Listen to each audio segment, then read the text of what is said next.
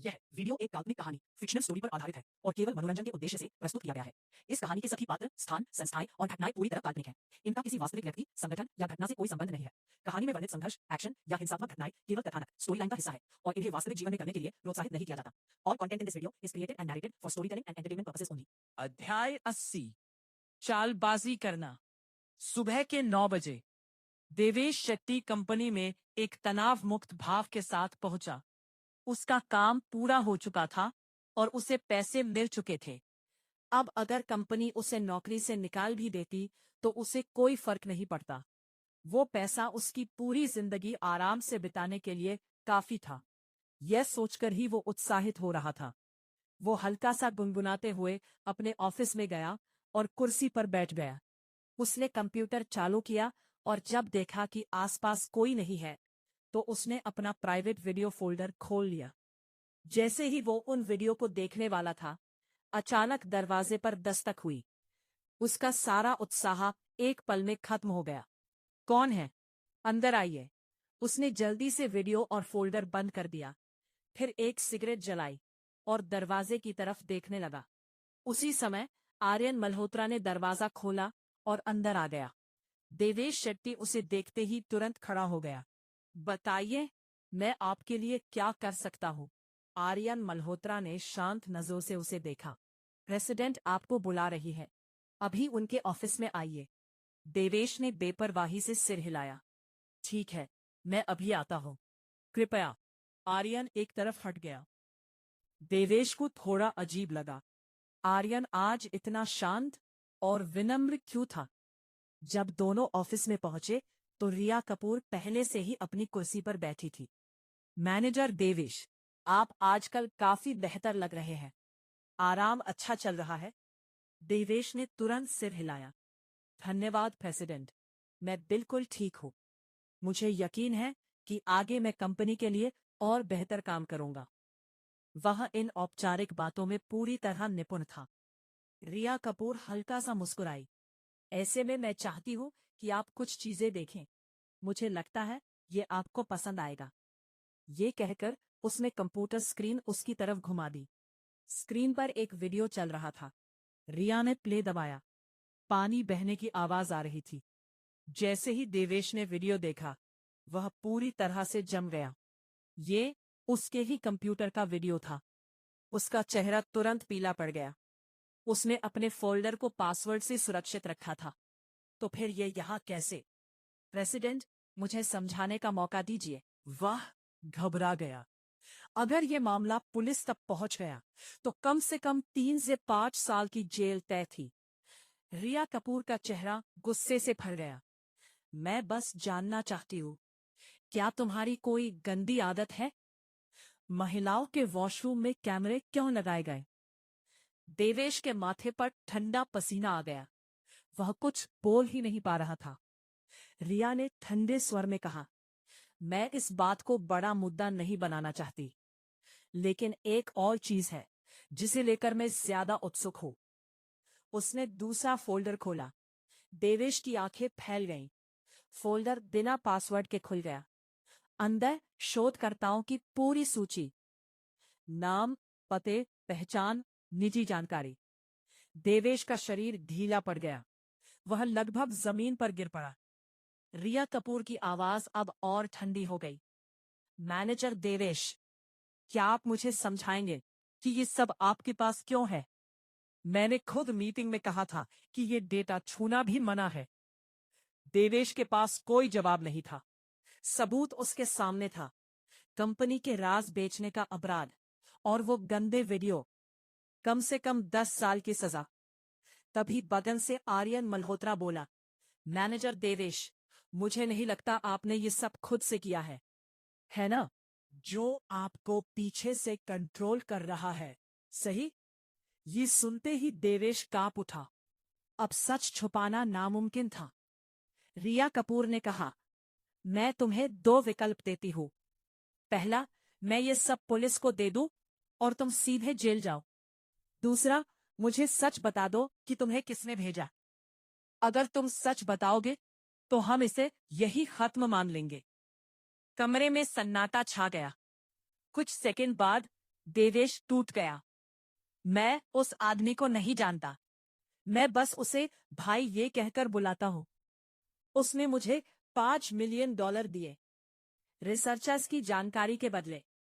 पहले 2 मिलियन दिए, फिर काम के बाद 3 मिलियन और। वह जमीन पर गिर पड़ा। रिया कपूर का गुस्सा फूट पड़ा। सिर्फ 5 मिलियन के लिए तुमने कंपनी को बेच दिया? तुम्हें अपनी बाकी जिंदगी जेल में बितानी चाहिए। ये कहकर उसने मेज से वॉइस रिकॉर्डर उठा लिया।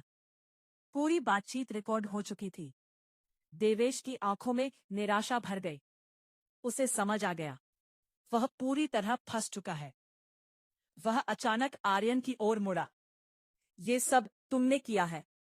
आर्यन मल्होत्रा हल्का सा मुस्कुराया। हाँ, मैंने, लेकिन कंपनी के लिए। और अब तुम्हें इसकी कीमत चुकानी होगी। दरवाजा खुला। 2 पुलिस अधिकारी अंदर आए। देवेश शेट्टी, आप पर कंपनी के रहस्य बेचने और निजता का उल्लंघन करने का आरोप है। कृपया हमारे साथ चलिए। वे उसे पकड़कर बाहर ले गए। देवेश के जाने के बाद कमरे में सन्नाटा छा गया। आर्यन का चेहरा गंभीर हो गया। वही भाई, ये सारी घटनाओं के पीछे वही है। रिया कपूर ने गहरी सांस ली। आर्यन बोला, इस बार उसे छोड़ेंगे नहीं। फिर उसने कहा, मैं एक कॉल करने बाहर जा रहा हूं। अध्याय 81। अनुसंधान संस्थान का गद्दार।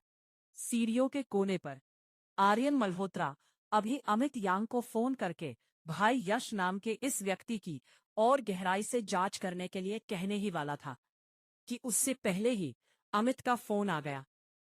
अमित, मैं तुम्हें अभी फोन करने ही वाला था। तुमने पहले कैसे कॉल कर दिया? क्या मिलिट्री हेडक्वार्टर में कुछ हुआ है? आर्यन जानता था अमित बिना वजह पहले कॉल नहीं करता। या तो कोई बड़ी घटना हुई है या कोई नया सुराग मिला है। फोन के दूसरी तरफ से आवाज आई, भाई आर्यन, ब्लैक टाइगर ग्रुप में सच में कुछ बड़ा हो गया है। रुद्र ने अपने ऊपर के अधिकारियों को सूचना दे दी है कि 3 दिनों के अंदर एक चुनावी बैठक होगी।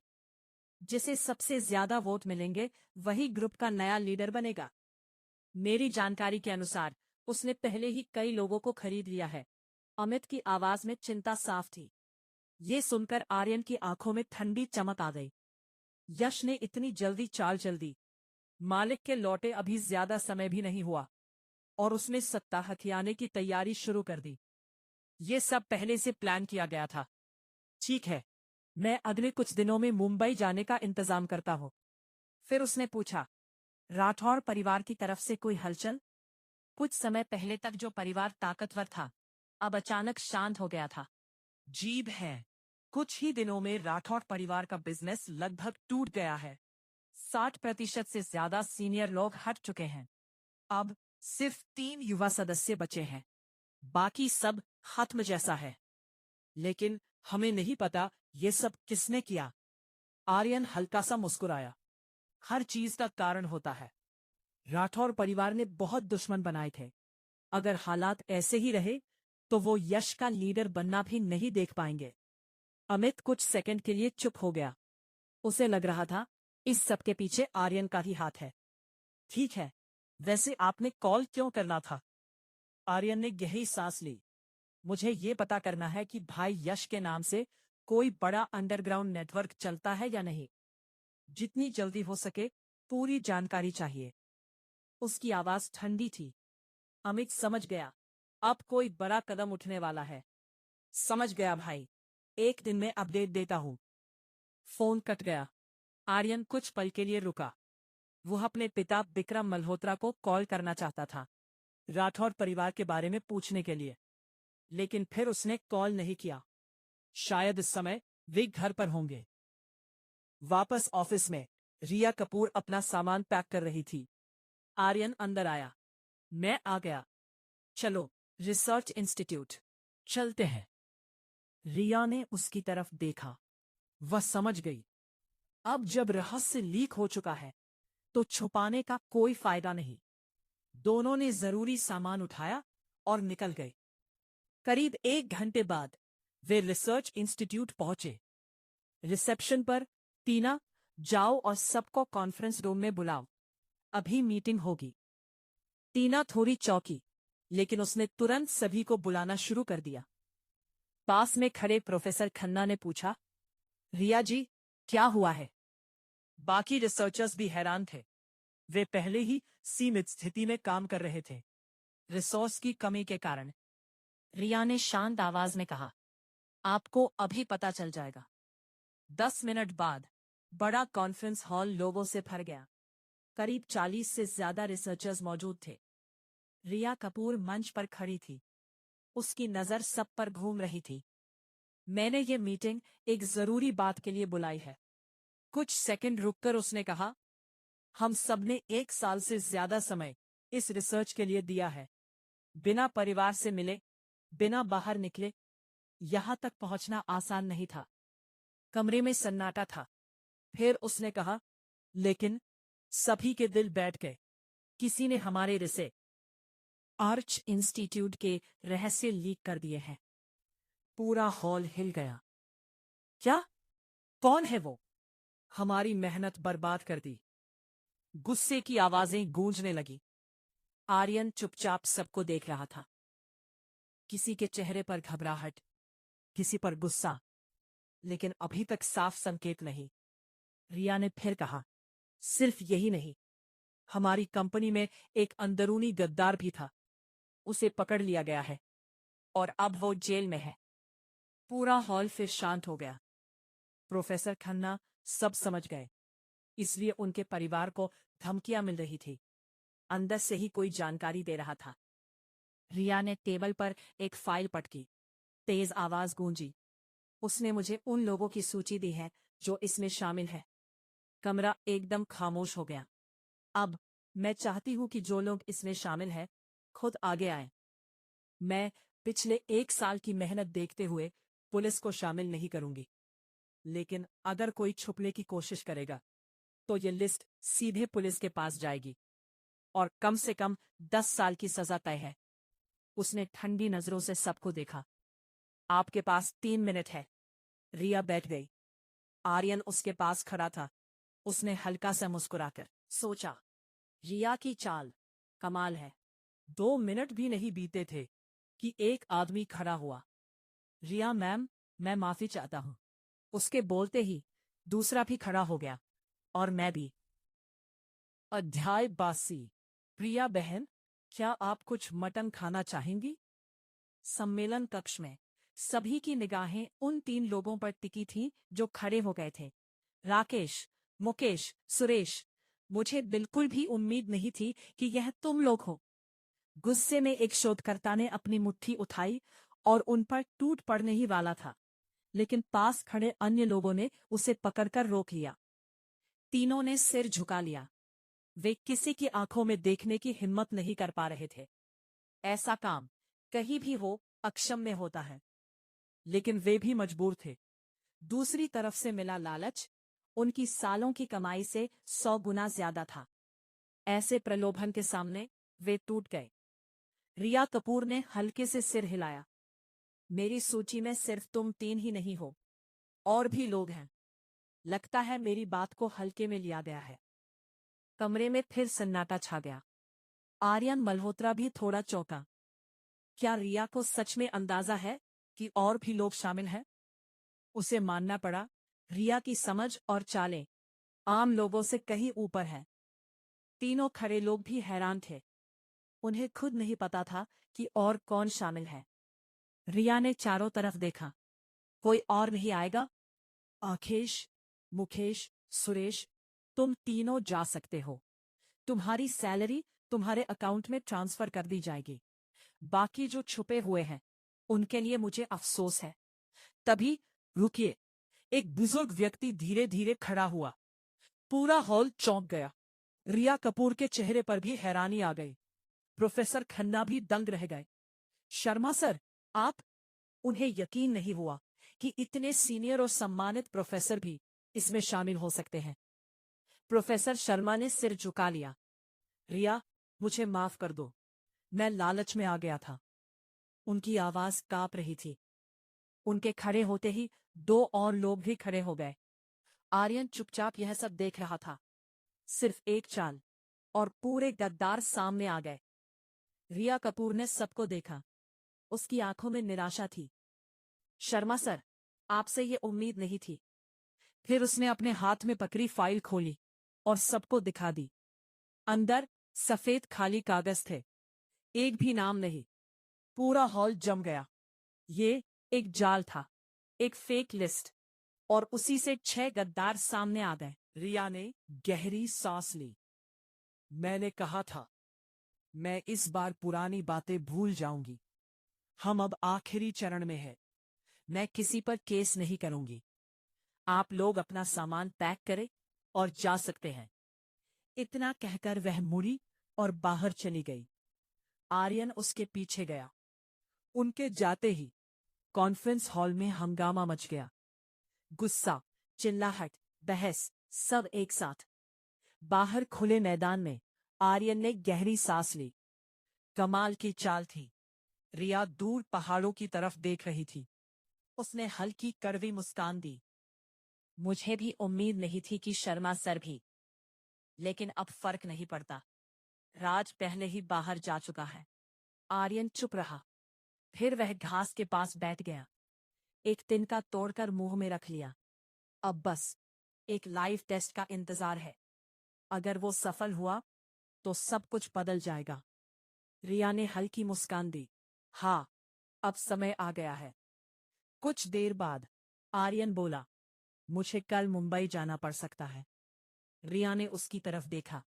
मुंबई? क्यों? आर्यन ने आसमान की तरफ देखा। कुछ काम है, 3-4 दिन लगेंगे।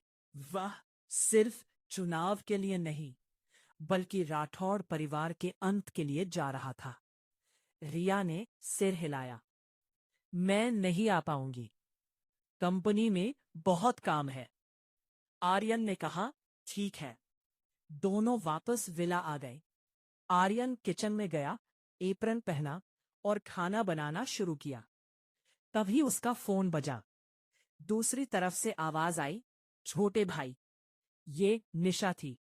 तुम्हारे लिए एक अच्छी खबर है, सुनना चाहोगे? आर्यन ने कहा, जल्दी बोलो। निशा हंस पड़ी। हमारे परिवार ने मुंबई में नई शाखा खोलने की मंजूरी दे दी है। लाइव टेस्ट के डॉक्यूमेंट भी पास हो रहे हैं। कल तक क्लियर हो जाएंगे। मैं खुद आकर देखना चाहती हूँ। आर्यन की आंखें चमक उठी। ये तो बहुत अच्छी खबर है। फिर उसने मुस्कुराकर कहा, वैसे दीदी, मैं अभी खाना बना रहा हूँ। क्या आप आकर टेस्ट करना चाहेंगी? ऐसा मटन बनाऊंगा कि आप यही रुक जाओगी। निशा तुरंत समझ गई। नहीं, तुम मुझे बुला रहे हो या मुझसे काम निकवाना चाहते हो? आर्यन हंस पड़ा। वह समझ गई थी। असल में वह चाहता था कि निशा यहां आकर रिया के साथ रहे, ताकि उसकी गैर हाजिरी में कोई भी कदम उठाने से पहले 10 बार सोचे। 4 बड़े परिवारों की ताकत कोई भी नजरअंदाज नहीं कर सकता। ठीक है दीदी, मैं लोकेशन भेज रहा हूँ, जल्दी आओ। तुम्हारे लिए स्पेशल मटन बना रहा हूँ। अध्याय 83।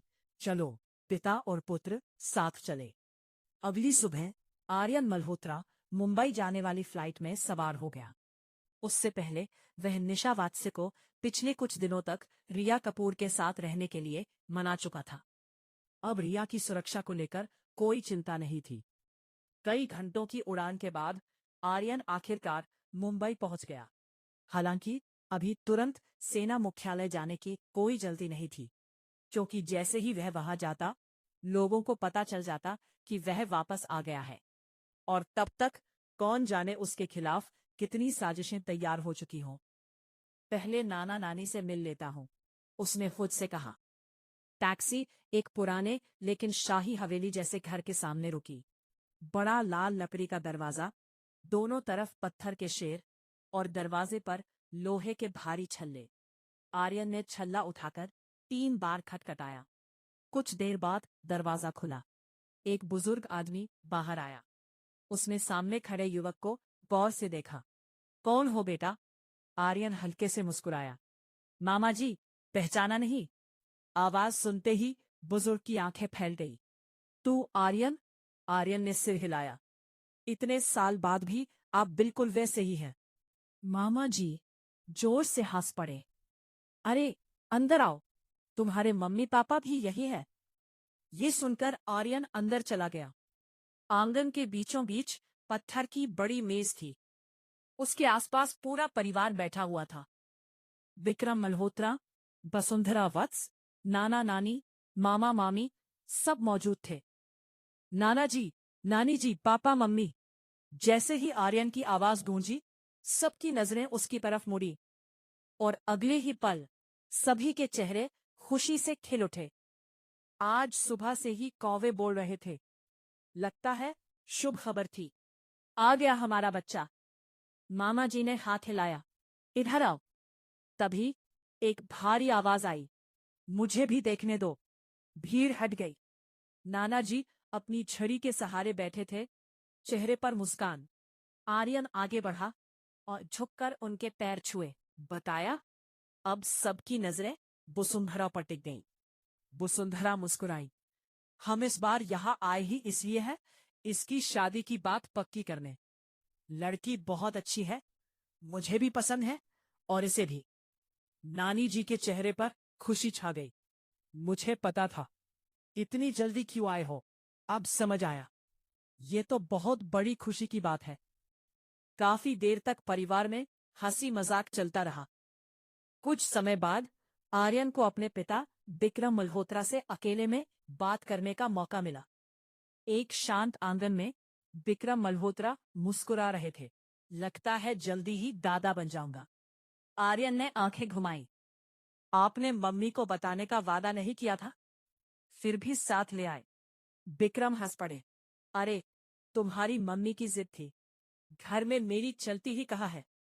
बाहर दुनिया में वो है खतरनाक और ताकतवर आदमी था, लेकिन घर में पूरी तरह शांत। आर्यन ने सिर हिलाया। ठीक है, अच्छा हुआ आप यहाँ हैं। मुझे आपसे एक जरूरी बात करनी है। उसकी आवाज गंभीर हो गई। राठौड़ परिवार का क्या हाल है? विक्रम की आंखों में ठंडा खून उतर आया। अब बस नाम का रह गया है।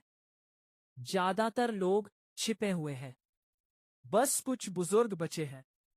जल्द ही सब खत्म हो जाएगा।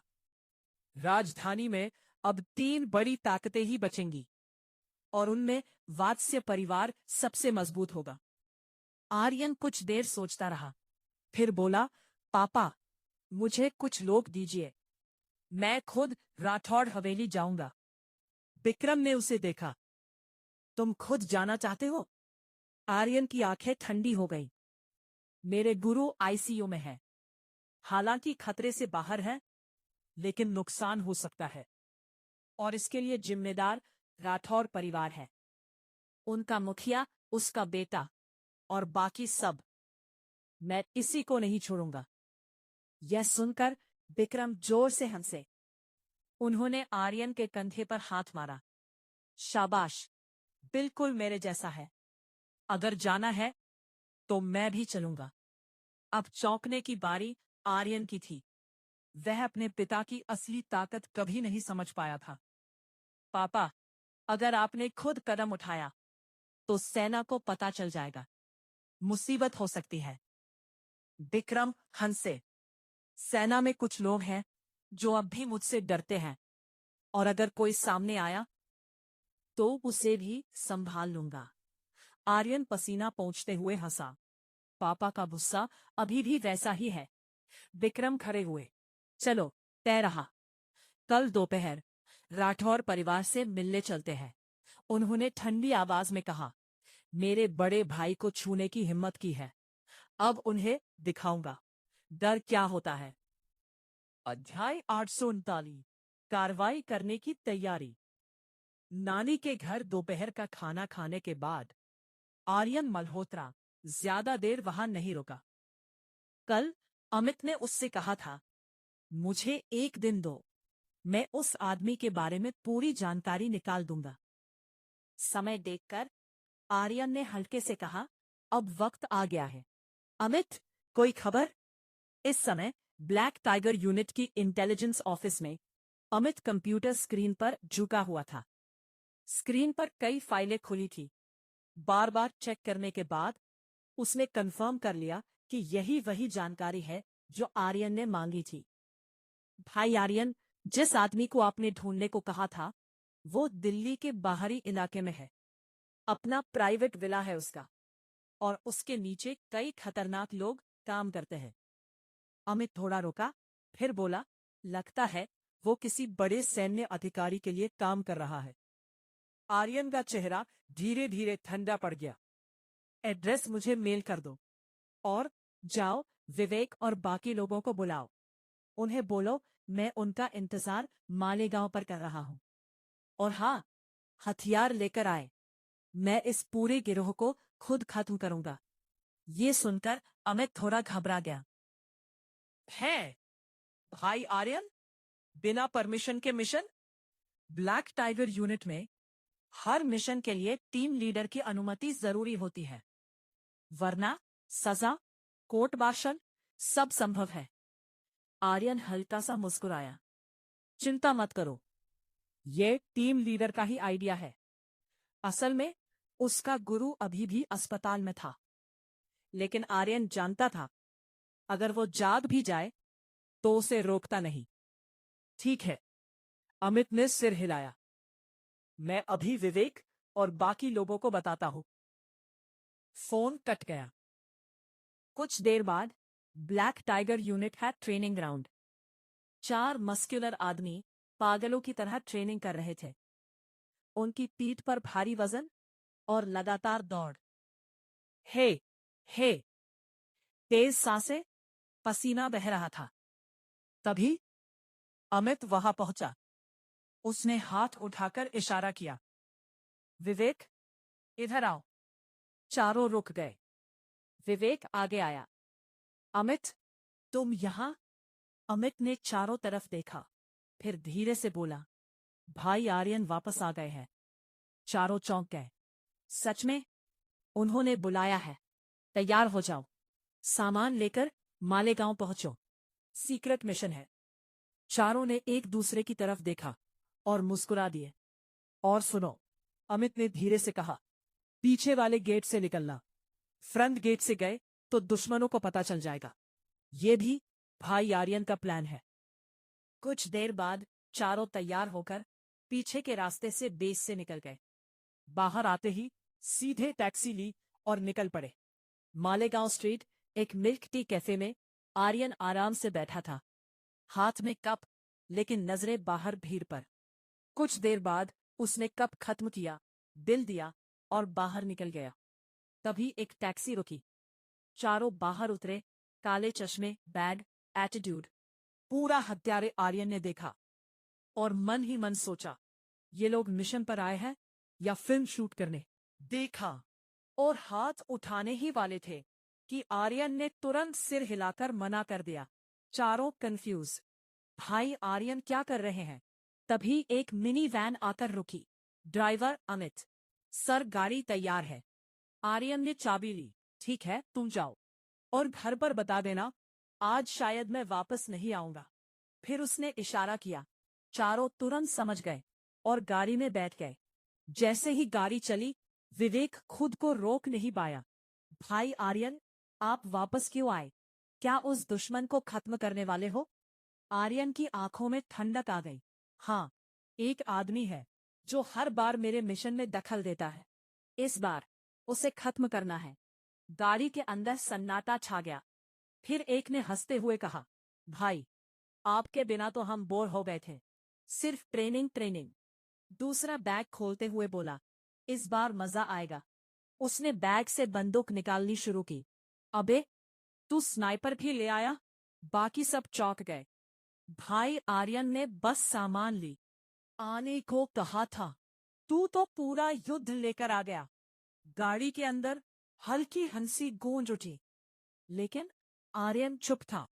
उसकी नजरें सामने टिकी थी और दिमाग में सिर्फ एक ही बात, इस बार कोई नहीं बचेगा।